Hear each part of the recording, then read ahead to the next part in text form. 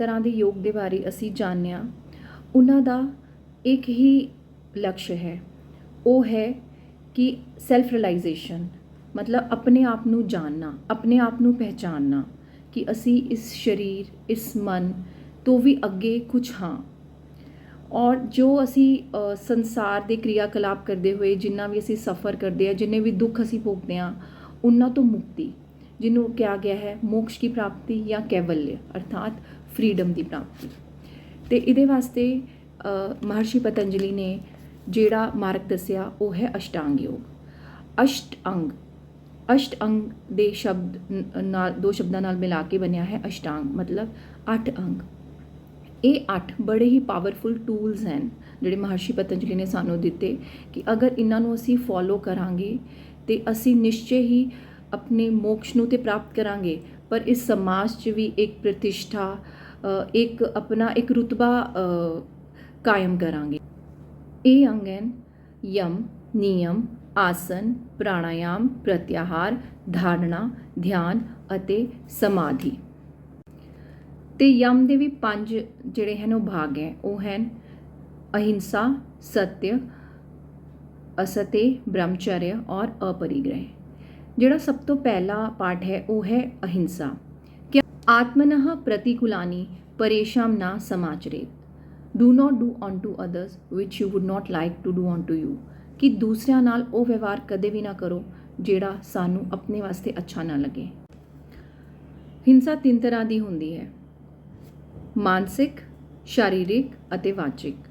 ਮਾਨਸਿਕ ਹਿੰਸਾ ਹੈ ਕਿਸੇ ਨੂੰ ਇੱਦਾਂ ਦੇ ਕੁਝ ਅਪਸ਼ਬਦ ਕਹਿ ਦਿੱਤੇ ਕਿ ਉਹ ਬੰਦਾ ਮੈਂਟਲੀ ਪਰੇਸ਼ਾਨ ਹੋ ਗਿਆ, ਜਾਂ ਕਿਸੇ ਨੇ ਸਾਨੂੰ ਕੁਝ ਕਹਿ ਦਿੱਤਾ, ਜਾਂ ਕੋਈ ਇੱਦਾਂ ਦਾ ਸਰਕਮਸਟੈਂਸ ਹੋ ਗਿਆ ਤੇ ਅਸੀਂ ਬਹੁਤ ਜ਼ਿਆਦਾ ਆਪਣੇ ਦਿਮਾਗ 'ਚ ਜਦੋਂ ਅਸੀਂ ਬੋਝ ਲੈ ਲੈਂਦੇ ਹਾਂ, ਜਿਹਨੂੰ ਅਸੀਂ ਫਲਾਈਟ ਆਫ ਥਾਟਸ ਕਹਿੰਦੇ ਕਿ ਮਨ ਦੇ ਵਿੱਚ ਹਮੇਸ਼ਾ ਥਾਟਸ ਹੀ ਰਹਿਣਗੇ ਔਰ ਮਨ ਅਸ਼ਾਂਤ ਰਹੇਗਾ। ਤੇ ਇਹ ਮਾਨਸਿਕ ਹਿੰਸਾ ਹੈ ਆਪਣੇ ਲਈ ਵੀ ਤੇ ਦੂਸਰਿਆਂ ਵਾਸਤੇ ਵੀ। ਦੂਸਰੀ ਰਹਿੰਦੀ ਹੈ शारीरिक ਹਿੰਸਾ। शारीरिक ਹਿੰਸਾ ਮਤਲਬ ਮਾਰਨਾ, ਪੀਟਣਾ, ਸ਼ਸਤਰ ਦਾ ਪ੍ਰਯੋਗ ਕਰਨਾ।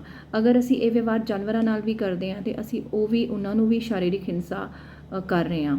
ਤੀਸਰੀ ਜਿਹੜੀ ਹੈ ਉਹ ਹੈ ਵਾਚਿਕ ਹਿੰਸਾ, ਕਿ ਆਪਣੇ ਮੂੰਹੋਂ ਜਿਹੜਾ ਹੈ ਅਸत्य ਭਾਸ਼ਣ ਕਰਨਾ, ਗਾਲੀ ਗਲੋਚ ਕਰਨਾ, ਨਿੰਦਾ ਚੁਗਲੀ ਕਰਨਾ ਤੇ ਧੋਖਾ ਦੇਣ ਵਾਲੀ ਗੱਲਾਂ ਕਰਨਾ। ਤੇ ਇਹ ਜਿਹੜੀਆਂ ਹੈ ਇਹ ਹੈ ਵਾਚਿਕ ਹਿੰਸਾ। ਤੇ ਇਹ ਤਿੰਨਾਂ ਹਿੰਸਾਵਾਂ ਦਾ ਤਿਆਗ ਕਰਨਾ ਤੇ ਮਨ ਤੋਂ, ਵਚਨ ਤੋਂ, ਕਰਮ ਤੋਂ ਹਿੰਸਾ ਦਾ ਪਾਲਨ ਕਰਨਾ, ਇੱਦਾਂ ਦਾ ਵਿਵਹਾਰ ਕਰਨਾ ਜੋ ਕਿ ਸਾਰਿਆਂ ਦੇ ਹਿੱਤ ਵਾਸਤੇ ਹੋ। ਮਹਾਤਮਾ ਬੁੱਧ ਨੇ ਅਹਿੰਸਾ ਪਰਮੋ ਧਰਮः ਕਿਹਾ ਹੈ ਤੇ ਇਹ ਸਾਨੂੰ ਫੋਲੋ ਕਰਨਾ ਚਾਹੀਦਾ। ਤੇ ਇਹਦੀ ਪ੍ਰੈਕਟੀਕਲੀ ਐਪਲੀਕੇਸ਼ਨ ਅਸੀਂ ਕਰ ਸਕਦੇ ਹਾਂ ਕਿ ਜਿਵੇਂ ਅਸੀਂ ਇੱਕ ਕੋਈ ਇੱਦਾਂ ਦੀ ਚੀਜ਼ ਕਰੀਏ, ਕੋਈ ਇੱਦਾਂ ਦਾ ਕਰਮ ਕਰੀਏ ਜੋ ਦੂਸਰੇ ਦੀ ਭਲਾਈ ਦਾ ਹੋਏ, ਠੀਕ ਹੈ। ਔਰ ਸਵੇਰੇ ਉੱਠ ਕੇ ਵਰਤ ਲਈਏ ਕਿ ਮੈਂ ਅੱਜ ਅਹਿੰਸਾ ਦਾ ਪਾਲਨ ਕਰਾਂਗੀ, ਮਨ ਤੋਂ ਵੀ, ਵਚਨ ਤੋਂ ਵੀ ਅਤੇ ਕਰਮ ਤੋਂ ਵੀ। ਤੇ ਕੋਈ ਇੱਦਾਂ ਦਾ ਪਰਸਨ ਜਿਹਨੂੰ ਲੱਗਦਾ ਹੈ ਕਿ ਕੋਈ ਉਹਨੂੰ ਐਪਰੀਸ਼ੀਏਟ ਨਹੀਂ ਕਰਦਾ, ਕੋਈ ਉਹਦੀ ਤਾਰੀਫ ਨਹੀਂ ਕਰਦਾ, ਉਹਨੂੰ ਐਪਰੀਸ਼ੀਏਟ ਕੀਤਾ ਜਾਵੇ। ਦੂਸਰਾ ਜਿਹੜਾ ਇਹਦਾ ਪਾਠ ਹੈ ਉਹ ਹੈ सत्य। ਗੁਰਬਾਣੀ 'ਚ ਵੀ ਗੁਰੂ ਨਾਨਕ ਦੇਵ ਜੀ ਨੇ ਕਿਹਾ ਹੈ, ਆਦ ਸੱਚ, ਜੁਗਾਦ ਸੱਚ, ਹੈ ਵੀ ਸੱਚ, ਨਾਨਕ ਹੋਸੀ ਵੀ ਸੱਚ। ਕਿ ਈਸ਼ਵਰ ਜਿਹੜਾ ਹੈ ਉਹ ਸਤ ਸਰੂਪ ਹੈ, ਪਰਮਾਤਮਾ ਦਾ ਰੂਪ ਹੀ ਸੱਚਾਈ ਹੈ। ਸਾਨੂੰ ਹਮੇਸ਼ਾ ਇੱਦਾਂ ਦੀ ਬਾਣੀ ਬੋਲਣੀ ਚਾਹੀਦੀ, ਇੱਦਾਂ ਦੇ ਸ਼ਬਦ ਬੋਲਣੇ ਚਾਹੀਏ ਜੋ ਅਸੀਂ ਦੇਖ ਰਹੇ ਹਾਂ, ਜੋ ਸੁਣ ਰਹੇ ਹਾਂ, ਜੋ ਅਸੀਂ ਜਾਣ ਰਹੇ ਹਾਂ, ਉਹੀ ਸਾਡੇ ਮਨ ਵਿੱਚ ਹੋ, ਉਹੀ ਬਾਣੀ ਵਿੱਚ ਹੋ ਅਤੇ ਉਹੀ ਸਾਡੇ ਕਰਮ ਵਿੱਚ ਹੋ। ਇਸ ਤਰ੍ਹਾਂ ਦੀ ਚੀਜ਼ ਕਦੇ ਵੀ, ਬਾਣੀ ਕਦੇ ਵੀ ਬੋਲਣੀ ਨਹੀਂ ਚਾਹੀਦੀ ਜੋ ਛਲ ਕਪਟ ਯੁਕਤ ਹੋ, ਧੋਖਾ ਦੇਣ ਵਾਲੀ ਹੋ ਜਾਂ ਕਿਸੇ ਨੂੰ ਭ੍ਰਮਿਤ ਕਰਨ ਵਾਲੀ ਹੋ। ਤੇ ਜਿਹੜੀ ਸਾਰਿਆਂ ਦੇ ਪ੍ਰਾਣੀਆਂ ਵਾਸਤੇ ਹਿੱਤ ਲਈ ਹਿੱਤਕਰ ਹੋ, ਉਹੀ ਬਾਣੀ ਸਾਨੂੰ ਬੋਲਣੀ ਚਾਹੀਦੀ ਹੈ। ਜਦੋਂ ਵੀ ਅਸੀਂ ਸੱਚ ਬੋਲਦੇ ਹਾਂ ਤੇ ਸੁਸਾਇਟੀ ਵਿੱਚ ਵੀ ਲੋਕ ਸਾਡੀ ਰਿਸਪੈਕਟ ਕਰਦੇ ਹਨ ਤੇ ਸਾਡਾ ਟਰਸਟ ਕਰਦੇ ਹਨ। ਤੀਸਰਾ ਜਿਹੜਾ ਲਿੰਬ ਹੈ ਉਹ ਹੈ असत्य। असत्य ਦਾ ਅਰਥ ਹੈ ਕੋਈ ਚੋਰੀ ਨਾ ਕਰਨਾ। ਪਰ ਅਸੀਂ ਚੋਰੀ ਨਹੀਂ ਕਰਦੇ, ਅਸੀਂ ਬੜੇ ਸੱਭਿਅ ਸਮਾਜ ਤੋਂ ਬਿਲੋਂਗ ਕਰਦੇ ਹਾਂ। ਤੇ ਇਹ ਕਿੱਦਾਂ ਹੋ ਸਕਦਾ ਕਿ ਅਸੀਂ ਫੋਲੋ ਨਹੀਂ ਕਰ ਰਹੇ? ਚੋਰੀ ਕਰਨ ਦਾ ਅਰਥ ਕੇਵਲ ਚੋਰੀ ਕਰਨਾ ਹੀ ਨਹੀਂ ਹੈ, ਜਿਹੜੀ ਤੁਹਾਡੀ ਆਪਣੀ ਕਿਰਤ ਕਮਾਈ ਦੀ ਚੀਜ਼ ਨਹੀਂ ਹੈ ਉਸ ਚੀਜ਼ ਨੂੰ ਹੜਪਣਾ, ਜਾਂ ਦੂਸਰੇ ਦੀ ਚੀਜ਼ ਦੀ ਤਰਫ ਧਿਆਨ ਰੱਖਣਾ, ਜਾਂ ਦੂਸਰੇ ਦੇ ਕੰਮ ਦੀ ਤਰਫ ਧਿਆਨ ਰੱਖਣਾ। ਆਪਣਾ ਕੰਮ ਛੱਡ ਕੇ ਇਹ ਦੇਖਣਾ ਬਸ ਕਿ ਦੂਸਰਾ ਕੀ ਕਰ ਰਿਹਾ ਹੈ, ਇਹ ਵੀ असत्य ਵਿੱਚ ਆਉਂਦਾ ਹੈ, ਠੀਕ ਹੈ। ਜਿਸ ਤਰ੍ਹਾਂ ਕਈ ਲੋਕ ਹੁੰਦੇ ਉਹ ਮਿਲਾਵਟ ਕਰਦੇ ਹਨ, ਸ਼ੁੱਧ ਚੀਜ਼ਾਂ 'ਚ ਮਿਲਾਵਟ ਕਰਨਗੇ, ਜ਼ਿਆਦਾ ਕਹਿ ਕੇ ਘੱਟ ਚੀਜ਼ ਦੇਣਗੇ, ਅਸਲੀ ਦੀ ਨਾਂ 'ਤੇ ਨਕਲੀ ਚੀਜ਼ ਦੇਣਗੇ। ਕੋਈ ਤੁਸੀਂ ਹਾਇਰ ਕੀਤਾ ਲੇਬਰਰ ਅਤੇ ਉਹਨੂੰ ਪ੍ਰੋਪਰ ਤੁਸੀਂ ਸੈਲਰੀ ਵੀ ਨਹੀਂ ਦਿੱਤੀ, ਇਹ ਵੀ ਅਸਤੇ ਦਾ ਪਾਰਟ ਹੈ। ਇਸੇ ਤਰ੍ਹਾਂ ਜਿਹੜੀ ਸਮਾਜਿਕ ਰਾਸ਼ਟਰੀ ਜਿਹੜੇ ਸਾਡੇ ਰੂਲਸ ਬਣੇ ਹੋਏ ਆ ਸਰਕਾਰ ਨੇ ਬਣਾਏ, ਉਹਦਾ ਪਾਲਣ ਨਾ ਕਰਨਾ ਵੀ ਜਿਹੜਾ ਹੈ ਉਹ ਅਸਤੇ ਕਿਹਾ ਜਾਂਦਾ ਹੈ। ਇਸ ਦੇ ਇਲਾਵਾ ਆਪਣੇ ਸਵਾਰਥ ਵਾਸਤੇ ਜਿਹੜੀ ਦੇਸ਼ ਦੀ ਸੰਪਤੀ ਹੈ ਉਹਨੂੰ ਨੁਕਸਾਨ ਪਹੁੰਚਾਉਣਾ, ਜਲਾਉਣਾ ਅਤੇ ਗੁਪਤ ਰਹੱਸ ਜਿਹੜੇ ਪ੍ਰਗਟ ਕਰਨਾ, ਉਹ ਵੀ ਜਿਹੜਾ ਹੈ ਅਸਤੇ ਕਿਹਾ ਗਿਆ ਹੈ। ਕਹਿੰਦੇ ਹੈ ਅਸਤੇ ਦਾ ਫਲ ਰਹਿੰਦਾ ਹੈ कि असते प्रतिष्ठायाम सर्वरत्न उपस्थानम, कि जो मनुष्य असते का पालन करता है उहदे वास्ते कई रत्न की खान उहदे अगे तैयार रहिंदी है। तो इनू अपलाई करने वास्ते अपने आप ते फोकस करो, अपनी इंप्रूवमेंट ते ध्यान दो, तो दूसरा की कर रहा है इस गल नू छड्ड दो, तो दूसरिਆਂ दी चीज़ां नू भी देखना छड्ड दिओ। जिहड़ा फोर्थ इंपॉर्टेंट पार्ट है वो आंदा है ब्रह्मचर्य। क्या है ब्रह्मचर्य प्रतिष्ठायाम वीर्य लाभ, ठीक है।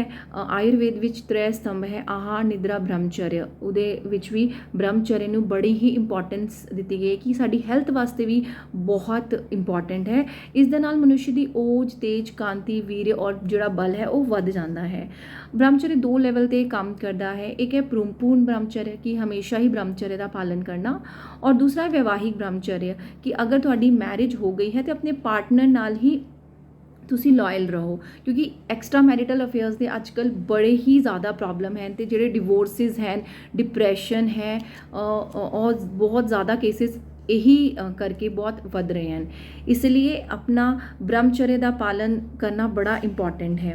अगर असी चाहते हैं कि असी ब्रह्मचर्य का पालन करिए तो कुछ चीज़ां असी अप्लाई कर सकते हैं, जिवें कि अपने माइंड नू डिसिपलिन करके, अपनी विल पावर नू वधा के, इस दे नाल साडा करैक्टर स्ट्रोंग होंदा है, समाज में साडी इज्जत रहिंदी है।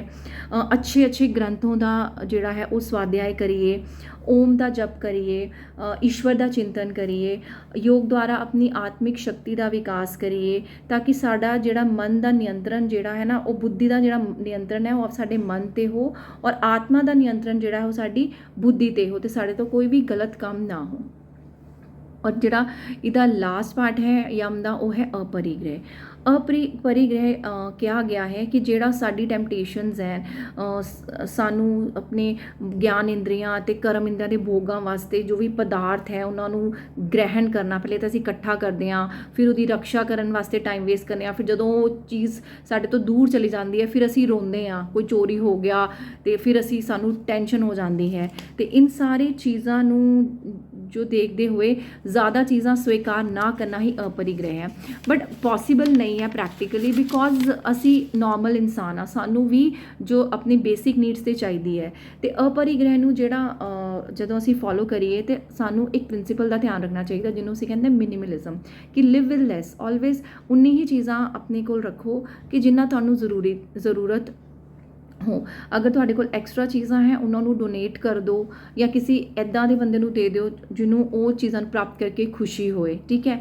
इस नाल तुसी ज़्यादा ऑर्गेनाइज रहोगे, तुहानू जिहड़ी मीनिंगफुल चीज़ां हैं उन्होंने करन वास्ते ज़्यादा टाइम मिलेगा, ठीक है। तो ये भी 3 तरह के होंदे है, कायिक, वाचिक अते मानसिक। मानसिक अपरिग्रह है कि फालतू के थॉट्स जिहड़े हैं वो अपने दिमाग च ना भरना, बार बार उस दिमाग च भी अपने विचारां का बोझा ना रखना। वाचिक अपरिग्रह होंदे है कि फालतू बोलना नहीं, ज़रूरत नहीं है तो फिर ना बोलो, निंदा ना करो, वाणी का दुरुपयोग ना करो, चुप रहो, हितकारी ते सत्य वचन जो जेड़े दूसरे नू प्रिय लगन वाले वचन है वो बोलो। शारीरिक अपरिग्रह है कि बहुत ज़्यादा धन धान्य आदि इस चीज़ों की जिहड़ी है वरतों ना करना, बहुत इहदा संग्रह नहीं करना। तो क्या जाता है अगर जो अपरिग्रह नू फॉलो करता है, अगर ये प्रतिष्ठित हो जाए तो तुहानू पास्ट ते फ्यूचर की सारी जिहड़ी है जानकारी वो हो जाती है। अपरिग्रह गृहाज स्थैर्य जन्म घनता संबोध, ठीक है। तो इस दे बाद असीं आंदे हां नियमां च। नियम्स हैं जिहड़े साडे डिसिप्लिनरी डॉक्ट्राइन्स हैं। ये जिहड़े 2 है ना, यम ते नियम, ये सार्वभौमिक महाव्रत कहे गए हैं कि इहदा पालन जिहड़ा है देश, काल, जाति, समय दी सीमावां तो ਦੂਰ ਹੋ ਕੇ ਕਰਨਾ ਚਾਹੀਦਾ ਕਿ ਇਹ ਨਹੀਂ ਕਿ ਅੱਜ ਏਕਾਦਸ਼ੀ ਹੈ ਤੇ ਅੱਜ ਮੈਂ ਅਹਿੰਸਾ ਕਰਾਂਗਾ, ਅੱਜ ਮੈਂ ਕ੍ਰੋਧ ਨਹੀਂ ਕਰਾਂਗਾ ਤੇ ਬਾਕੀ ਟਾਈਮ ਮੈਂ ਕਰਾਂਗਾ। ਨੋ, ਕਿ ਅੱਜ ਇਹ ਮੈਂ ਬੜੀ ਰਿਲੀਜੀਅਸ ਪਲੇਸ 'ਤੇ ਜਾ ਰਿਹਾ ਤੇ ਮੈਂ ਇਹੀ ਸੱਚ ਬੋਲਾਂਗਾ ਜਾਂ ਚੋਰੀ ਨਹੀਂ ਕਰਾਂਗਾ, ਪਰਿਗ੍ਰਹਿ ਨੂੰ ਫੋਲੋ ਕਰਾਂਗਾ ਤੇ ਬਾਕੀ ਟਾਈਮ ਮੈਂ ਇਹ ਫੋਲੋ ਨਹੀਂ ਕਰਾਂਗਾ। ਇਹ ਇੱਦਾਂ ਨਹੀਂ ਹੋਣਾ ਚਾਹੀਦਾ ਕਿ ਮੰਗਲਵਾਰ ਮੈਂ ਮਾਸਾਹਾਰ ਨਹੀਂ ਖਾਵਾਂਗਾ, ਬਾਕੀ ਦਿਨ ਖਾਵਾਂਗਾ। ਤੇ ਇਹ ਜਿਹੜਾ ਹੈ ਇਨ ਸੀਮਾ ਤੋਂ ਪਰੇ ਹੋਣਾ ਚਾਹੀਦਾ ਹੈ ਕਿ ਸਾਨੂੰ ਇਹ ਆਲਵੇਜ਼ ਇਹ ਪ੍ਰਿੰਸੀਪਲਸ, ਦੋਨੋਂ ਪ੍ਰਿੰਸੀਪਲਸ ਸਾਨੂੰ ਹੈ ਹਮੇਸ਼ਾ ਹੀ ਅਪਲਾਈ ਕਰਨੇ ਆਪਣੀ ਲਾਈਫ 'ਤੇ। ਅਤੇ ਇਹਨਾਂ ਨੂੰ ਸਾਰਵਭੌਮਿਕ ਮਹਾਵਰਤ ਕਹੇ ਗਏ ਹੈ। ਇੱਕ ਤਾਂ ਨੋਰਮਲ ਵਰਤ ਹੁੰਦੇ ਨਾ, ਇਹ ਮਹਾਵਰਤ ਹੈ ਜੋ ਸਾਡੇ ਕੈਰੈਕਟਰ ਨੂੰ, ਸਾਡੀ ਲਾਈਫ ਨੂੰ ਇੱਕ ਨਈ ਦਿਸ਼ਾ ਦਿੰਦੇ ਹਨ। ਠੀਕ ਹੈ, ਇਸ ਦੇ ਇਲਾਵਾ ਆਉਂਦਾ ਹੈ ਜਿਹੜਾ ਨਿਯਮ ਦੀ ਗੱਲ ਅਸੀਂ ਕਰ ਰਹੇ, ਸਭ ਤੋਂ ਪਹਿਲਾਂ ਆਉਂਦਾ ਸ਼ੌਚ, ਸੰਤੋਸ਼, ਤਪ, ਸਵਾਧਿਆਏ ਔਰ ਈਸ਼ਵਰ ਪ੍ਰਣਿਧਾਨ। ਅਤੇ ਸ਼ੌਚ ਹੁੰਦਾ ਹੈ ਸਫਾਈ, ਅਤੇ ਸਫਾਈ ਵੀ 3 ਲੈਵਲ 'ਤੇ ਹੈ। ਬਾਹਯ ਸ਼ੁੱਧੀ ਜਿਹੜੀ ਅਸੀਂ ਨਹਾ ਧੋ ਕੇ ਉਬਟਨ ਸਾਬੁਨ, ਦਹੀਂ ਨਾਲ, ਸ਼ੈਂਪੂ ਨਾਲ ਅਸੀਂ ਕਰਦੇ ਹਾਂ, ਇਹ ਹੈ। ਫਿਰ ਜਦੋਂ ਜਿਸ ਤਰ੍ਹਾਂ ਅਸੀਂ ਜਿੱਥੇ ਜਿਹੜੇ ਸਥਾਨ 'ਚ ਰਹਿੰਦੇ ਹਨ ਉਹ ਵੀ ਸਾਫ਼ ਸੁਥਰਾ ਹੋਣਾ ਚਾਹੀਦਾ ਹੈ, ਝਾੜੂ, ਜਲ, ਫਲੋਰ ਕਲੀਨ ਕਰਕੇ, ਆਸ-ਪਾਸ ਦੇ ਕੂੜੇਦਾਨ ਵਿੱਚ ਕਚਰਾ ਸਿੱਟ ਕੇ, ਹੈ ਨਾ, ਇਹ ਜਿਹੜਾ ਹੈ ਇਨਵਾਇਰਮੈਂਟ ਨੂੰ ਕਲੀਨ ਕਰਨਾ, ਇਹ ਵੀ ਇਹ ਵਾਤਾਵਰਨ ਦੀ ਸ਼ੁੱਧੀ ਹੋ ਜਾਂਦੀ ਹੈ। ਅਤੇ ਕਹਿੰਦੇ ਕਿ ਸਰੀਰ ਵਿੱਚ ਜਦੋਂ ਵਿਕਾਰ ਹੋ ਜਾਏ ਤਾਂ ਉਪਵਾਸ ਰੱਖ ਲਓ, ਕਹਿੰਦੇ ਘੱਟ ਖਾਓ। ਔਰ ਆਯੁਰਵੇਦ ਦੇ ਪੰਚਕਰਮ ਹੈ, ਉਹ ਹੈ ਵਮਨ, ਵਿਰੇਚਨ, ਵਸਤੀ, ਨस्य ਆਦि, ਉਹਦਾ ਪ੍ਰਯੋਗ ਕਰੋ। ਇਸ ਤਰ੍ਹਾਂ षटकर्म ਕਹੇ ਗਏ ਹੈ, ਨੇਤੀ, ਦੋਤੀ, ਵਸਤੀ, ਤ੍ਰਾਟਕ, ਨੌਲੀ, ਇਹ ਜਿਹੜਾ ਹੈ ਇਹ ਇਹਨਾਂ ਦਾ ਪ੍ਰਯੋਗ ਕਰਨਾ ਚਾਹੀਦਾ, ਜਿਹੜਾ ਯੋਗ ਵਿੱਚ ਕਿਹਾ ਗਏ ਹੈ ਆਪਣੇ ਆਪ ਨੂੰ ਕਲੀਨ ਕਰਨ ਵਾਸਤੇ। ਅਤੇ ਕਿਹਾ ਗਿਆ ਹੈ ਕਿ ਬੁੱਧੀ ਦੀ ਸ਼ੁੱਧੀ ਜਿਹੜੀ ਹੈ ਉਹ ਗਿਆਨ ਨਾਲ ਹੁੰਦੀ ਹੈ, ਮਾਸ, ਮदिरा ਆਦਿ ਦੇ ਪਰਿਤਿਆਗ ਨਾਲ ਹੁੰਦੀ ਹੈ। ਯੋਗ ਦੇ ਨਾਲ ਆਤਮਾ ਦੀ ਸ਼ੁੱਧੀ ਹੁੰਦੀ ਹੈ ਔਰ ਗਿਆਨ ਦੇ ਨਾਲ ਬੁੱਧੀ ਦੀ ਸ਼ੁੱਧੀ ਹੁੰਦੀ ਹੈ। ਔਰ ਅਗਰ ਮਨ ਦੀ ਸ਼ੁੱਧੀ ਕਰਨੀ ਹੈ ਅਸੀਂ, ਅਤੇ ਸੱਤਯ ਦਾ ਪਾਲਨ ਅਸੀਂ ਕਰੀਏ, ਅਤੇ ਜਿਹੜੀ ਚਿੱਤ ਵ੍ਰਿਤੀਆਂ ਕਹੀ ਗਈ ਹੈ ਯੋਗ ਵਿੱਚ, ਪ੍ਰਮਾਣ, ਵਿਪਰਯ, ਵਿਕਲਪ, ਨਿਦਰਾ ਅਤੇ ਸਮ੍ਰਿਤੀ, ਇਹਨਾਂ ਦੇ ਨਿਰੋਧ ਨਾਲ, ਮਤਲਬ ਕਿ ਯੋਗ ਦਾ ਪਾਲਨ ਕਰਨ ਨਾਲ ਜਿਹੜਾ ਹੈ ਉਹ ਮਨ ਦੀ ਸ਼ੁੱਧੀ ਹੁੰਦੀ ਹੈ। ਠੀਕ ਹੈ, ਅਤੇ ਕਿਹਾ ਗਿਆ, ਇਹਦਾ ਫਲ ਕਿਹਾ ਗਿਆ ਕਿ ਜੋ ਇਨਸਾਨ ਸ਼ੁੱਧੀ ਨੂੰ ਸਾਧ ਲੈਂਦਾ ਹੈ ਉਹਨਾਂ ਨੂੰ ਦੂਸਰੇ ਦੇ ਪ੍ਰਾਣੀਆਂ ਦੇ ਸਪਰਸ਼ ਕਰਨਾ ਅੱਛਾ ਨਹੀਂ ਲੱਗੇਗਾ। ਅਤੇ ਦੂਸਰਾ ਜਿਹੜਾ ਪਾਰਟ ਹੈ ਇਹਦਾ, ਇਸ ਲਿੰਬ ਦਾ, ਉਹ ਹੈ ਸੰਤੋਸ਼। ਸੰਤੋਸ਼ ਹੁੰਦਾ ਹੈ ਕਿ ਜੋ ਆਪਣੀ ਮਿਹਨਤ ਨਾਲ ਸਾਨੂੰ ਅੰਨ ਮਿਲਿਆ ਹੈ, ਧਨ ਮਿਲਿਆ ਹੈ, ਬਲ, ਬੁੱਧੀ, ਵਿਦਿਆ ਮਿਲੀ ਹੈ, ਉਨਾ ਹੀ ਲੈ ਕੇ ਤ੍ਰਿਪਤ ਹੋ ਜਾਣਾ ਔਰ ਅਧਿਕ ਦੀ ਲਾਲਸਾ ਨਾ ਕਰਨਾ। ਅਤੇ ਔਰ ਈਸ਼ਵਰ ਨੂੰ ਹਮੇਸ਼ਾ, ਈਸ਼ਵਰ ਲਈ ਗ੍ਰੇਟਫੁਲ ਰਹਿਣਾ। ਗੁਰੂ ਨਾਨਕ ਦੇਵ ਜੀ ਨੇ ਵੀ ਕਿਹਾ ਹੈ ਕਿ ਤੇਰਾ ਬਾਣਾ ਮੀਠਾ ਲਾਗੇ, ਹੈ ਨਾ। ਔਰ ਅਗਰ ਤੁਹਾਡੇ ਕੋਲ ਬਹੁਤ ਜ਼ਿਆਦਾ ਪਦਾਰਥ ਹੈ ਨਾ, ਆਵਸ਼ਕਤਾ ਤੋਂ ਅਧਿਕ ਪਦਾਰਥ ਹੈ, ਅਤੇ ਉਹਨਾਂ ਨੂੰ ਬਹੁਤ ਨੀਡੀ, ਜਿਹੜੇ ਲੈਸ ਫੋਰਚੂਨੇਟ ਲੋਕ ਹੈ, ਉਹਨਾਂ ਨੂੰ ਡੋਨੇਟ ਕਰ ਲਓ। ਠੀਕ ਹੈ, ਮਹਰਸ਼ੀ ਵਿਆਸ ਕਹਿੰਦੇ ਹਨ ਕਿ ਜਿਹੜਾ ਸੁੱਖ ਸਾਨੂੰ ਸੰਤੋਸ਼ ਦੇ ਨਾਲ ਆਉਂਦਾ ਹੈ ਉਹ ਸਵਰਗ ਦਾ ਸੁੱਖ ਉਹਦੇ ਅੱਗੇ 1/16 ਪਾਰਟ ਵੀ ਨਹੀਂ ਹੈ। ਠੀਕ ਹੈ, ਅਤੇ ਉਹਦੇ ਬਾਅਦ ਜਿਹੜਾ ਇਹਦਾ ਐਪਲੀਕੇਸ਼ਨ ਇਸ ਤਰ੍ਹਾਂ ਕਰ ਸਕਦੇ ਹਾਂ ਕਿ ਅਸੀਂ ਗ੍ਰੈਟੀਟਿਊਡ ਦੀ ਪ੍ਰੈਕਟਿਸ ਕਰੀਏ, ਕਿ ਰੋਜ਼ ਥੋੜ੍ਹਾ ਜਿਹਾ ਟਾਈਮ ਸ਼ਾਮੀ ਨਿਕਾਲ ਕੇ ਬੈਠੀਏ ਅਤੇ ਸੋਚੀਏ ਕਿ ਕੀ ਸਾਡੇ ਕੋਲ ਹੈ, ਅਸੀਂ ਕਿੱਦਾਂ ਸ਼ੁਕਰਾਨਾ, ਹੈ ਨਾ, ਸੁੱਖ ਵੇਲੇ ਸ਼ੁਕਰਾਨਾ, ਦੁੱਖ ਵੇਲੇ ਅਰਦਾਸ ਅਸੀਂ ਇਹ ਕਹਿੰਦੇ ਹਾਂ, ਅਤੇ ਸੁੱਖ ਵੇਲੇ ਸ਼ੁਕਰਾਨਾ ਕਰਨਾ ਚਾਹੀਦਾ ਹੈ। ਅਤੇ ਜੇ ਅਤੇ ਸ਼ੁਕਰਾਨਾ ਦੀ ਪ੍ਰੈਕਟਿਸ ਕਰੀਏ ਅਤੇ ਸਾਡੇ ਵਿੱਚ ਸੰਤੋਸ਼ ਆਪਣੇ ਆਪ ਆ ਜਾਏਗਾ। ਇਸ ਤੋਂ ਬਾਅਦ ਜਿਹੜਾ ਸੈਕਿੰਡ ਪਾਰਟ ਹੈ ਉਹ ਆਉਂਦਾ ਹੈ, ਥਰਡ ਪਾਰਟ ਜਿਹੜਾ ਹੈ ਉਹ ਹੈ ਤਪ। ਤਪ ਕਹਿੰਦੇ ਹੈ, ਗੁਰੂ ਨਾਨਕ ਦੇਵ ਜੀ ਨੇ ਵੀ ਕਿਹਾ ਹੈ ਕਿ ਸੁੱਖ ਦੁੱਖ ਸਮਦ੍ਰਿਸ਼ਟੇਤਾ, ਕਿ ਉਹੀ ਸੱਚਾ ਮਨੁੱਸ਼ ਹੈ ਜੋ ਜਿਹਨੂੰ ਸੁੱਖ ਔਰ ਦੁੱਖ ਵਿੱਚ ਉਹ ਸਮ ਰਹੇ। ਠੀਕ ਹੈ, ਕਿ ਅਗਰ ਕੋਈ ਆਪੋਜ਼ਿਟ ਪਰਿਸਥਿਤੀਆਂ ਵੀ ਆ ਗਈ, ਵਿਸ਼ਮ ਪਰਿਸਥਿਤੀਆਂ ਵੀ ਆ ਗਈ, ਤਾਂ ਆਪਣੇ ਲਕਸ਼ ਨੂੰ ਨਾ ਤਿਆਗਣਾ, ਆਲਵੇਜ਼ ਬੀਇੰਗ ਅਨਸਟੋਪੇਬਲ ਜਾਂ ਨੈਵਰ ਗਿਵ ਅਪ ਦਾ ਜਿਹੜਾ ਐਟੀਟਿਊਡ ਹੈ ਉਹ ਰੱਖਣਾ। ਅਤੇ ਤਪ ਕਿਹਾ ਗਿਆ ਯੋਗ ਵਿੱਚ ਕਿ ਤਪੋ ਦਵੰਦੋ ਸਹਿਨਮ, ਕਿ ਦਵੰਦ ਹੈ ਜਿਵੇਂ ਡੁਐਲਿਟੀ, ਜਿੱਦਾਂ ਭੁੱਖ, ਪਿਆਸ, ਗਰਮੀ, ਸਰਦੀ, ਹਾਨੀ, ਲਾਭ, ਮਾਨ, ਅਪਮਾਨ, ਇੱਦਾਂ ਜੈ ਪਰਾਜੈ, ਇਨ ਸਾਰੇ ਵਰਤਾਂ ਦਾ ਜਿਹੜਾ ਹੈ ਉਹ ਪਾਲਨ ਕਰਨਾ। ਤਪ ਵੀ 3 ਤਰ੍ਹਾਂ ਦੇ ਕਹੇ ਗਏ ਹੈ, ਸ਼ਾਰੀਰਿਕ ਤਪ, ਮਾਨਸਿਕ ਤਪ ਅਤੇ ਸਮਾਜਿਕ ਤਪ। ਸ਼ਾਰੀਰਿਕ ਤਪ ਵਿੱਚ ਆਉਂਦਾ ਜਿਹੜਾ ਭੁੱਖ, ਪਿਆਸ, ਗਰਮੀ, ਸਰਦੀ, ਠੀਕ ਹੈ, ਆਸਨਾਂ ਦੇ ਕਸ਼ਟਾਂ ਨੂੰ ਸਹਿਣਾ, ਇਹ ਸ਼ਾਰੀਰਿਕ ਤਪ ਹੈ। ਔਰ ਮਾਨਸਿਕ ਤਪ ਹੈ ਕਿ ਮਨ ਵਿੱਚ ਜਿਹੜਾ ਹੈ ਦੂਸਰੇ ਦਾ ਪਰਹਿਤ ਦਾ ਚਿੰਤਨ ਕਰਨਾ, ਕਿ ਜੋ ਦੂਸਰਿਆਂ ਲਈ ਇਹ ਚੰਗੀ ਚੀਜ਼ ਹੈ, ਉਹਨਾਂ ਦੀ ਹਿਤਕਰ ਚੀਜ਼ ਹੈ, ਉਹ ਸੋਚਣਾ, ਨਾ ਕਿ ਇਹ ਸੋਚਣਾ ਕਿ ਮੈਂ ਕਿੱਦਾਂ ਇਹਨੂੰ ਉੱਥੇ ਮਾਰਾਂ ਕਿ ਪਾਣੀ ਵੀ ਨਾ ਮੰਗੇ। ਇੱਦਾਂ ਦੀ ਸੋਚ ਨਹੀਂ ਹੋਣੀ ਚਾਹੀਦੀ। ਮੈਂ ਇਹ ਸੋਚਾਂ ਕਿ ਮੈਂ ਕਿਸ ਤਰ੍ਹਾਂ ਮੈਂ ਕੀ ਕਰਾਂ ਕਿ ਦੂਸਰਿਆਂ ਦਾ ਵੈਲਫੇਅਰ ਹੋਏ, ਦੂਸਰਿਆਂ ਦੀ ਹੈਲਪ ਹੋ ਸਕੇ, ਉਹਨਾਂ ਦੇ ਹਿੱਤ ਬਾਰੇ सोचना, ठीक है। और हमेशा ही एक बड़ा ही हाई अपना एक स्टैंडर्ड बना के रखना। हाई स्टैंडर्ड का मतलब कि जो अपने कैरेक्टर का हाई स्टैंडर्ड बना के रखना, उच्ची सोच रखना, ठीक है। ये है समाजिक तप रहिंदा है कि जिदा भी असी मान अपमान जय पराजय ते सुमार्ग पर जाते हुए जो लोग हैं, अगर कोई चंगे लोग हैं, श्रेष्ठ लोग हैं, अगर कोई वो चंगी चीज़ सानू कोई दस रहे हैं तो उन्होंने सहन कर लेना कि यस हाँ ये साडे तो ज्ञानी लोग हैं, तो असी गुस्सा नहीं होई अगर उन्होंने कोई अच्छी चीज़ सानू दसी है तो उन्होंने असी ग्रैस्प करिए, अपना माइंड जिहड़ा खोल के रखिए, तो वेद आदि विद्यावां का पालन करना, ठीक है। तो ये वास्ते ये रहिंदा है कि सैल्फ डिसिपलिन और सैल्फ कंट्रोल की प्रैक्टिस करनी, अपना एक डिसिपलिन बना के रखना है कि हाँ ये चीज़ां मैनू रोज़ मैं करनियां हैं, व्रत करना, उपवास करना, सच बोलना, ठीक है। तो ये इस तरह असी करके जिहड़ा है वो तप दा प्रैक्टिस कर सकते हैं। तो ये नाल साडी विल पावर बहुत स्ट्रोंग होएगी। तो कोशिश करो कि अपने आप में थोड़ा कंट्रोल करो। जो भुख लगेगी एकदम ना चले जाओ खाना खान, थोड़ा सा अपने आप में स्टॉप करो कि हाँ मैं अभी खाना खावांगा, 1-2 मिनट 5 मिनट अपने आप में दो। तुहानू रिएक्ट करने का मन करे, गुस्सा आए किसी उत्ते कि मैं इनू गाली कड्डां, अपने आप में स्टॉप करो कि रुको मैं 2 मिनट सोच के मैं फिर सोचना, ठीक है। एकदम मन करे शॉपिंग करन दा तो 2 मिनट रुको कि करना की चीज़ ज़रूरी है मेरे लेन वास्ते कि नहीं, ठीक है। इसी तरह मन करे नहीं होर सोवां, सो के उठो घंटा हो गया कि नहीं मैं होर सो जावां तो मैं एक्सरसाइज नहीं करा, तो नहीं स्टॉप करो तो अपनी एक्सरसाइज करो। तो ये डिसिपलिन नाल साडा जिहड़ा है तप मजबूत होता है। तो मंत्र उच्चारण दा भी सहायता लै सकते हैं। जिहड़े मंत्रां दी चैंटिंग करनी, जिद्दां गुरबानी दा पाठ करना, उस दे नाल भी साडे ये जिहड़ा ये माइंडसैट है वो स्ट्रोंग हुंदा है, ठीक है। इस दे बाद कहते हैं कि अगर ये असी सद जाए तो इस जिहड़ा साडा शरीर है वो दृढ़ रहेगा तो निरोग रहेगा। इस दे बाद जिहड़ा इहदा आंदा है पार्ट वो है स्वाध्याय। स्वाध्याय है कि सैल्फ रियलाइजेशन, अपने आप नू जानना।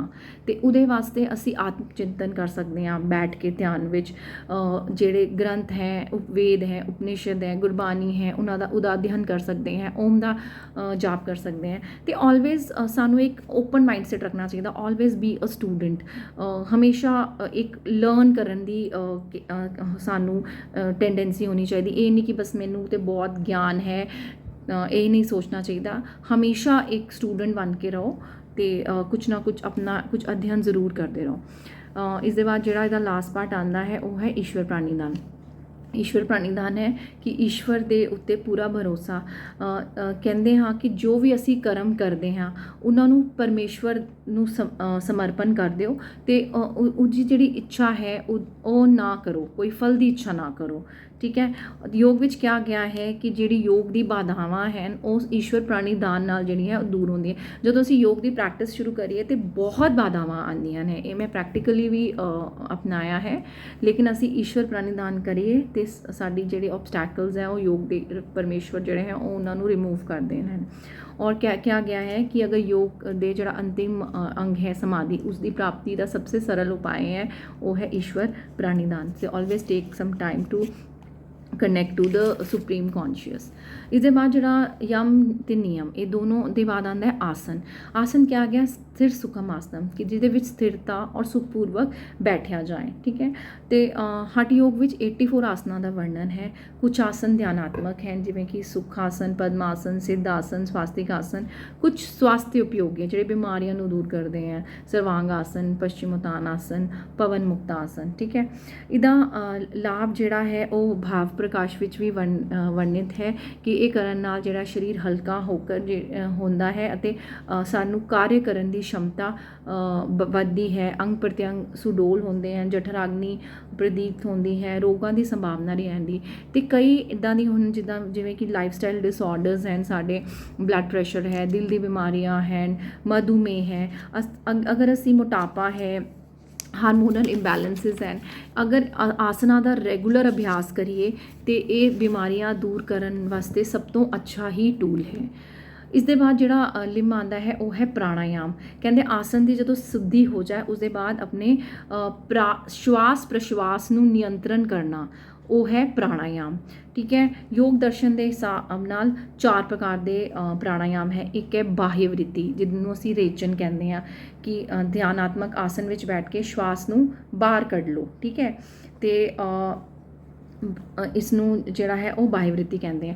ਅਭਿਅੰਤਰ ਵ੍ਰਿਤੀ ਹੁੰਦੀ ਹੈ ਸਾਹ ਅੰਦਰ ਲੈਣਾ, ਇਹਨੂੰ ਰੇਚਕ ਕਹਿੰਦੇ ਆ। ਸਤੰਭ ਵ੍ਰਿਤੀ ਹੁੰਦੀ ਹੈ ਰੋਕਣਾ। ਇਹ ਹੁਣ 2 ਤਰ੍ਹਾਂ ਦੀ ਹੁੰਦੀ ਹੈ, ਇੱਕ ਤੇ ਸਾਹ ਅੰਦਰ ਲੈ ਕੇ ਫਿਰ ਰੋਕਣਾ, ਇਹਨੂੰ ਅਭਿਅੰਤਰ ਕੁੰਭਕ। ਸਾਹ ਜਿਹੜਾ ਹੈ ਬਾਹਰ ਛੱਡ ਕੇ ਬਾਹਰ ਰੋਕਣਾ, ਇਹਨੂੰ ਬਾਹਯ ਕੁੰਭਕ ਕਹਿੰਦੇ ਹਨ। ਠੀਕ ਹੈ, ਉਹਦੇ ਬਾਅਦ ਇੱਕ ਆਉਂਦੀ ਹੈ ਬਾਹਯ ਅਭਿਅੰਤਰ ਵਿਸ਼ਾਕਸ਼ੇਪੀ। ਕਈ ਵਾਰ ਕੀ ਹੁੰਦਾ, ਜਦੋਂ ਅਸੀਂ ਕੋਈ ਵੀ ਬੰਦ ਲਗਾਈਦਾ ਹੈ, ਮਹਾਬੰਦ ਲਗਾਈਦਾ ਹੈ ਜਾਂ ਇਸੇ ਤਰ੍ਹਾਂ ਉਡਿਆਨ ਬੰਦ ਵਗੈਰਾ, ਅਤੇ ਅਸੀਂ ਜਿਵੇਂ ਕਰਦੇ ਹਾਂ ਕਿ ਸ਼ਵਾਸ ਬਾਹਰ ਛੱਡਨੇ ਆ, ਸ਼ਵਾਸ ਰੋਕ ਕੇ ਫਿਰ ਅਸੀਂ ਬੰਦ ਲਗਾਉਂਦੇ ਹਾਂ। ਅਤੇ ਕਈ ਵਾਰ ਕੀ ਹੁੰਦਾ, ਜਦੋਂ ਅਸੀਂ ਬੰਦ ਵਿੱਚ ਰਹਿਣਾ ਹੈ ਅਤੇ ਸਾਹ ਫੁੱਲਣ ਲੱਗਦਾ ਹੈ ਕਿ ਸਾਨੂੰ ਅਗਰ ਬਾਹਰ ਸਾਹ ਛੱਡਿਆ ਤਾਂ ਸਾਡਾ ਦਿਲ ਕਰਦਾ ਹੈ ਕਿ ਸਾਹ ਅੰਦਰ ਲਈਏ, ਅਤੇ ਉਸ ਟਾਈਮ ਸਾਹ ਅੰਦਰ ਨਾ ਲੈ ਕੇ ਜਦੋਂ ਅਸੀਂ ਬਾਹਰ ਐਗਜ਼ੇਲ ਕਰਾਂਗੇ, ਬਾਹਰ ਦੇ ਸਾਹ ਨੂੰ ਰੁਕਿਆ ਹੋਇਆ ਅਤੇ ਬਾਹਰ ਹੀ ਸਾਹ ਕੱਢਾਂਗੇ, ਇਹ ਵਿਸ਼ਾਕਸ਼ੇਪੀ, ਬਾਹਯ ਵਿਸ਼ਾਕਸ਼ੇਪੀ। ਅਤੇ ਅਭਿਅੰਤਰ ਹੈ ਜਦੋਂ ਸਾਹ ਅੰਦਰ ਲੈ ਕੇ ਅਸੀਂ ਕੋਈ ਬੰਦ ਲਗਾਇਆ ਹੋਇਆ ਹੈ ਅਤੇ ਸਾਹ ਸਾਡਾ ਲੈਣਾ ਔਖਾ ਹੋ ਰਿਹਾ ਹੈ, ਅਤੇ ਸਾਹ ਬਾਹਰ ਕੱਢਣ ਦੀ ਜਗ੍ਹਾ ਅਸੀਂ ਹੋਰ ਸਾਹ ਅੰਦਰ ਲਈਏ, ਅਤੇ ਇਹਨੂੰ ਅਭਿਅੰਤਰ ਵਿਸ਼ਾਕਸ਼ੇਪੀ ਕਹਾ ਗਿਆ ਹੈ। ਠੀਕ ਹੈ, ਔਰ ਇਸ ਦੇ ਇਲਾਵਾ ਹਠ ਯੋਗ ਵਿੱਚ ਜਿਹੜੇ ਕੁੰਭਕ ਦੇ 8 ਭੇਦ ਕੀਤੇ ਗਏ ਹੈ, ਸੂਰਯ ਭੇਦੀ, ਉਜਾਈ, ਸੀਤਕਾਰੀ, ਭਸਰਿਕਾ, ਬ੍ਰਾਹਮਰੀ, ਮੂਰਛਾ, ਪਲਾਵਨੀ। ਇਸ ਦੇ ਇਲਾਵਾ ਅਨੁਲੋਮ ਵਿਲੋਮ, ਪ੍ਰਤੀਲੋਮ, ਪ੍ਰਾਣਾਯਾਮ ਸਹਿਤ ਔਰ ਕੇਵਲ ਕੁੰਭਕ ਦਾ ਜਿਹੜਾ ਹੈ ਉਹ ਵਰਣਨ ਕੀਤਾ ਗਿਆ ਹੈ। ਇਸ ਦੇ ਬਾਅਦ ਇਹ ਜਿਹੜੇ ਸੀ ਪਾਠ, ਇਹ ਸੀ ਸਾਰੇ ਬਹਿਰੰਗ ਯੋਗ ਦੇ। ਅਤੇ ਹੁਣ ਅਸੀਂ ਗੱਲ ਕਰਾਂਗੇ ਅੰਤਰੰਗ ਯੋਗ ਦੀ। ਇਹ ਜਿਹੜੇ ਪਾਠ ਸੀ ਇਹਦੇ 'ਚ ਸਾਡਾ ਸਰੀਰ ਇਨਵੋਲਵ ਸੀ, ਇਹ ਸਾਨੂੰ ਬਾਹਰੀ ਵਰਲਡ ਨਾਲ ਜ਼ਿਆਦਾ ਜੋੜਦੇ ਹਨ। ਹੁਣ ਜਿਹੜੇ 3 ਲਿੰਬਸ ਹਨ ਇੰਪੋਰਟੈਂਟ, ਉਹ ਸਾਨੂੰ ਅੰਦਰ ਦੀ ਤਰਫ ਲੈ ਕੇ ਜਾਂਦੇ ਹਨ, ਇਹਨੂੰ ਅੰਤਰੰਗ ਯੋਗ ਕਹਿੰਦੇ ਆ। ਅਤੇ ਇਹਦੇ ਵਿੱਚ ਇਹਦਾ ਇੱਕ ਕਨੈਕਟ ਕਰਨ ਵਾਲਾ ਪਾਠ ਹੈ, ਉਹਨੂੰ ਅਸੀਂ ਕਹਿੰਦੇ ਆ ਪ੍ਰਤਿਹਾਰ। ਇਹ ਹੈ ਜਿਹੜਾ ਸਾਨੂੰ ਬਾਹਰ ਦੇ ਵਿਸ਼ਿਆਂ ਤੋਂ ਹਟਾ ਕੇ ਮਨ ਨੂੰ ਅੰਦਰ ਲੈ ਕੇ ਆਉਣਾ। ਇਹਦੇ ਵਾਸਤੇ ਜਦੋਂ ਅਸੀਂ ਕਿਸੇ ਧਿਆਨਾਤਮਕ ਆਸਨ 'ਚ ਬੈਠਦੇ ਹਾਂ ਅਤੇ ਆਪਣੇ ਵਿਚਾਰਾਂ 'ਚ ਧਿਆਨ ਦਿੰਦੇ ਹਾਂ, ਧੀਰੇ ਧੀਰੇ ਅਸੀਂ ਬਾਹਰ ਦੇ ਵਿਚਾਰਾਂ ਨੂੰ ਛੱਡ ਕੇ ਅੰਦਰ ਆਪਣੇ ਸ਼ਵਾਸ ਪ੍ਰਸ਼ਵਾਸ ਨੂੰ ਜੋ ਹੈ ਉਹਦਾ ਚਿੰਤਨ ਕਰਨੇ ਹਾਂ, ਅਤੇ ਜਿਹੜੀ ਅਵੇਅਰਨੈਸ ਹੈ ਉਹ ਆਪਣੇ ਅੰਦਰ ਲੈ ਕੇ ਆਉਂਦੇ ਹਾਂ। ਇਸ ਨੂੰ ਅਸੀਂ ਪ੍ਰਤਿਹਾਰ ਕਹਿੰਦੇ ਹਾਂ। ਇਹਦੀ ਇੱਕ ਵਿਧੀ ਹੋਰ ਵੀ ਹੈ ਕਿ ਆਰਾਮ ਨਾਲ ਬੈਠ ਜਾਓ ਅਤੇ ਆਪਣੇ ਕੰਨਾਂ 'ਚੋਂ ਆਉਣ ਵਾਲੇ ਕੋਈ ਵੀ ਸ਼ਬਦ ਸੁਣੋ, ਬਿਨਾਂ ਉਸਦਾ ਅਰਥ ਕੀਤੇ ਗਏ ਜਾਂ ਕੋਈ ਗਿਆਨ, ਜਸਟ ਅਸੀਂ ਲਿਸਨਿੰਗ ਦੇ ਉੱਤੇ ਧਿਆਨ ਦੇਣਾ ਹੈ ਕਿ ਹਾਂ ਕੋਈ ਸ਼ਬਦ ਸੁਣਾਈ ਦੇ ਰਿਹਾ। ਧੀਰੇ ਧੀਰੇ ਮਨ ਜੋ ਹੈ ਸ਼ਬਦ ਵਿੱਚ ਲੈਅ ਹੋ ਜਾਏਗਾ ਔਰ ਮਨ ਜੋ ਹੈ ਉਹ ਸ਼ਬਦ ਸਰੂਪ ਹੋ ਜਾਏਗਾ। ਅਤੇ ਇਹਦਾ ਲਾਭ ਇਹ ਰਹਿੰਦਾ ਹੈ ਕਿ ਇਹ ਅਵੇਅਰਨੈਸ ਲੈ ਕੇ ਆਉਂਦਾ ਹੈ, ਮਾਈਂਡਫੁਲਨੈਸ, ਇਕਾਗਰਤਾ ਲੈ ਕੇ ਆਉਂਦਾ ਹੈ, ਮਨ ਵਿੱਚ ਊਰਜਾ ਦਾ ਵਿਕਾਸ ਹੋਏਗਾ, ਸਟ੍ਰੈਸ ਔਰ ਡਿਪਰੈਸ਼ਨ ਜਿਹੜਾ ਹੈ ਦੂਰ ਹੁੰਦਾ ਹੈ। ਇਸ ਦੇ ਬਾਅਦ ਜਿਹੜਾ ਪਾਠ ਹੈ ਉਹ ਆਉਂਦਾ ਹੈ ਧਾਰਨਾ ਦਾ ਅਰਥ ਹੁੰਦਾ ਹੈ ਧਾਰਨ ਕਰਨਾ, ਕਿ ਦੇਸ਼ਬੰਧ ਚਿੱਤस्य ਧਾਰਨਾ। किसी एक ऑब्जेक्ट ते, बाहरी ऑब्जेक्ट ते या अंदर अपने किसी चक्र ते या अपने श्वास ते किसी एक टाइम तक उसी चीज़ नूं धारण करके रखना है, होर किसी बारे नहीं सोचना, उसी या श्वास बारे सोचना है या वो चक्कर बारे सोचना है या बाहरी एक ऑब्जेक्ट नाल सोचना है। तो उस ये करन नाल की होंदा है, वो जिहड़ा विषय है वो मन दा प्रदेश बन जाता है। ठीक है, तो इसनूं असी कहते हैं धारणा। तो क्या ਜਾਂਦਾ है कि अगर असी गायत्री मंत्र ਅਤੇ ओम ਦਾ जाप करिए उस नाल भी धारणा दृढ़ होती है। और 75 सेकंड तक अगर ओम चैंटिंग रेगूलर करिए तो असी धारणा की प्रैक्टिस कर सकते हैं। अनहद नाद असी सुनिए, ਉਹਦੀ ਪ੍ਰੈਕਟਿਸ ਕਰੀਏ। ਕੰਨਾਂ ਨੂੰ ਬੰਦ ਕਰਕੇ ਸ਼ਨਮੁਖੀ ਮੁਦਰਾ ਲਿਆ ਕੇ ਤੁਹਾਨੂੰ ਇੱਕ ਆਵਾਜ਼ ਸੁਣਾਈ ਦੇਗੀ, ਜਿਹੜੀ ਅਗਰ ਇਹ ਮਿਡ ਪੁਆਇੰਟ ਅਗਰ ਸਿੱਧਾ ਇੱਕ ਪਰਪੈਂਡੀਕੂਲਰ ਲਾਈਨ, ਇੱਕ ਹੋਰੀਜ਼ੋਨਟਲੀ ਲਾਈਨ ਦੇਖੀ ਇੱਕ ਵਿੱਚ ਦੇ ਅੰਦਰ, ਤੇ ਜਦੋਂ ਤੁਸੀਂ ਬੰਦ ਕਰੋਗੇ ਨਾ ਤਾਂ ਇੱਕ ਸਾਊਂਡ ਸੁਣਾਈ ਦੇਗੀ। ਅਗਰ ਉਸ ਸਾਊਂਡ ਨੂੰ ਤੁਸੀਂ ਧਿਆਨ ਦਿਓਗੇ ਨਾ, ਦੈਟ ਇਜ਼ ਅਨਹਦ ਨਾਦ ਉਹਨੂੰ ਕਹਿੰਦੇ ਆ। ਤੇ ਅਗਰ ਉਸ ਨੂੰ ਬਸ ਸੁਣਦੇ ਜਾਓ ਉਸ ਦੇ ਨਾਲ ਵੀ ਜਿਹੜੀ ਹੈ ਉਹ ਧਾਰਨਾ ਜੋ ਹੈ ਉਹ ਦ੍ਰਿੜ ਹੁੰਦੀ ਹੈ। ਤੇ ਕਹਿੰਦੇ ਆ ਬੁੱਧੀ ਦਾ ਵਿਕਾਸ ਹੁੰਦਾ ਹੈ, ਮਨ ਸ਼ਾਂਤ ਹੁੰਦਾ ਹੈ ਇਸ ਨਾਲ, ਠੀਕ ਹੈ। ਤੇ ਉਸ ਦੇ ਬਾਅਦ ਜਿਹੜਾ ਪਾਰਟ ਆਉਂਦਾ ਉਹ ਹੈ ਧਿਆਨ। ਜਦੋਂ ਅਸੀਂ ਧਾਰਨਾ ਕਰਦੇ ਹਾਂ ਕਿਸੇ ਇੱਕ ਚੀਜ਼ ਦੇ ਉੱਤੇ, ਤੇ ਫਿਰ ਉਹ ਜਦੋਂ ਗਿਆਨ ਦਾ ਪ੍ਰਵਾਹ ਦਾ ਇੱਕ ਰਸ ਹੋ ਜਾਣਾ ਹੀ ਜਿਹੜਾ ਧਿਆਨ ਹੈ। ਕਹਿੰਦੇ ਧਾਰਨਾ ਪਰਿਪੱਕ ਹੋਣਾ ਹੀ ਧਿਆਨ ਹੈ, ਠੀਕ ਹੈ। ਤੇ ਧਿਆਨ ਦੇ ਟਾਈਮ ਸਾਨੂੰ ਕੋਸ਼ਿਸ਼ ਕਰਨੀ ਚਾਹੀਦੀ ਕਿ ਮਨ ਔਰ ਇੰਦਰੀਆਂ ਨੂੰ ਅੰਤਰਮੁਖੀ ਬਣਾਉਣਾ ਚਾਹੀਦਾ ਹੈ। ਤੇ ਇਹ ਸੋਚਣਾ ਚਾਹੀਦਾ ਹੈ ਕਿ ਜਿਹੜਾ ਸਰੀਰ ਇਹ ਮੇਰਾ ਸਰੂਪ ਹੈ, ਉਹ ਸਰੀਰ ਨਹੀਂ ਹੈ। ਕਿ ਮੇਰੇ ਮਨ 'ਚ ਕੋਈ ਵੀ ਕਲੇਸ਼, ਯੋਗ 'ਚ ਕਹੇਗਾ ਅਵਿਦਿਆ, ਅਸਮਿਤਾ, ਰਾਗ, द्वेष, अभिनिवेश, ਇਹ ਕੋਈ ਕਲੇਸ਼ ਨਹੀਂ ਹੈ। मैं एक आनंद, ज्योतिर्मय, प्रकाशमय, शांतिमय, शुद्ध सत्व हूँ। तो ईश्वर मैनू हमेशा ही आनंद प्रदान कर रहा है। मैं एक आनंद स्वरूप हूँ। मेरे मन विच कोई भी कलह कलेश की जगह नहीं है। और ईश्वर की शांति ते परम सुखी जिहड़ा है वो मेरे ते हमेशा बरस रहा है। मैं प्रभु विच हमेशा हाँ, प्रभु मेरे विच है। ਇਹੀ ਗੱਲ ਦਾ ਧਿਆਨ ਜਦੋਂ ਇਹ ਤੁਹਾਨੂੰ ਥਿੰਕਿੰਗ ਆ ਜਾਏਗੀ ਤੇ ਤੁਸੀਂ ਬਹੁਤ ਅੰਦਰ ਜਿਹੜੇ ਡੀਪ ਧਿਆਨ ਵਿੱਚ ਹੋਗੇ। ਮਤਲਬ ਇਹ ਇਦਾਂ ਦੀ ਫੀਲਿੰਗ ਹੈ, ਇੱਕ ਫੀਲਿੰਗ ਹੈ, ਇਸ ਨੂੰ ਸ਼ਬਦਾਂ 'ਚ ਵੀ ਬਿਆਨ ਨਹੀਂ ਕਰ ਸਕਦੇ। ਜਦੋਂ ਤੁਸੀਂ ਧਿਆਨ ਨਾਲ ਆਉਂਦੇ ਤਾਂ ਤੁਸੀਂ ਇੱਕ ਆਨੰਦ ਸਰੂਪ, ਇੱਕ ਬਹੁਤ ਹੀ ਪੋਜ਼ਿਟਿਵ ਔਰਾ ਤੁਹਾਨੂੰ ਚਾਰੋਂ ਤਰਫ ਘੇਰ ਲੈਂਦਾ। ਤੁਹਾਨੂੰ ਲੱਗਦਾ ਤੁਹਾਡੇ ਹੱਥਾਂ 'ਚ ਕੁਝ એનર્ਜੀ ਬਾਲਸ ਹੈ, ਤੁਹਾਨੂੰ ਲੱਗਦਾ ਕਿ ਆਸ-ਪਾਸ ਇੱਕ એનર્ਜੀ ਦਾ ਔਰਾ ਹੈ। ਔਰ ਇਹ ਮਹਿਸੂਸ ਕਰਨ ਵਾਲੀ ਗੱਲਾਂ ਹਨ। ਇਸ ਤੋਂ ਬਾਅਦ ਆਉਂਦੀ ਹੈ ਸਮਾਧੀ। ਸਮਾਧੀ ਬਹੁਤ ਸਭ ਤੋਂ ਜ਼ਿਆਦਾ ਜਿਹੜੀ ਉੱਚਤਰ ਅਵਸਥਾ ਹੈ ਕਿ ਇੰਨਾ ਮਨੁੱਖ ਤਲੀਨ ਰਹਿ ਜਾਂਦਾ ਹੈ, ਤਨਮय ਔਰ ਤਦਰੂਪ ਹੋ ਜਾਂਦਾ ਹੈ ਕਿ ਉਹਨੂੰ ਸਿਰਫ ਦਿਵਯ ਆਨੰਦ ਦਾ ਹੀ ਅਨੁਭਵ ਹੁੰਦਾ ਹੈ। ਤੇ ਦਇਆਨੰਦ ਜੀ ਜਿਹੜੇ ਉਹ ਕਹਿੰਦੇ ਹੈ ਕਿ ਧਿਆਨ ਤੇ ਸਮਾਧੀ ਵਿੱਚ ਸਿਰਫ ਇੰਨਾ ਭੇਦ ਹੈ ਕਿ ਧਿਆਨ ਵਿੱਚ ਜਿਹੜਾ ਹੈ ਧਿਆਨ ਕਰਨ ਵਾਲਾ ਜਿਸ ਚੀਜ਼ ਦਾ ਧਿਆਨ ਕਰ ਰਿਹਾ, ਜਿਹੜਾ ਸਾਡਾ ਮਨ ਹੈ, ਉਹ ਤਿੰਨੋਂ ਵੱਖਰੀਆਂ ਚੀਜ਼ਾਂ ਹੈ। ਪਰ ਸਮਾਧੀ ਵਿੱਚ ਸਾਰੇ ਇੱਕ ਹੀ ਹੋ ਜਾਂਦੇ ਹਨ, ਠੀਕ ਹੈ। ਤੇ ਈਸ਼ਵਰ ਦੇ ਜਿਹੜੇ ਪ੍ਰਕਾਸ਼ ਸਰੂਪ, ਆਨੰਦ ਸਰੂਪ ਵਿੱਚ ਜੋ ਹੈ ਉਹ ਆਤਮਾ ਨਿਮਗਨ ਹੋ ਜਾਂਦੀ ਹੈ। ਸਮਾਧੀ ਕਹੀ ਗਈ ਹੈ ਸਵਿਤਰਕ ਸਮਾਧੀ, ਜਿਹਦੇ ਵਿੱਚ ਸਾਨੂੰ ਸ਼ਬਦ, ਗਿਆਨ ਔਰ ਅਰਥ ਦਾ ਜਿਹੜਾ ਹੈ ਉਹ ਆਭਾਸ ਹੁੰਦਾ ਹੈ।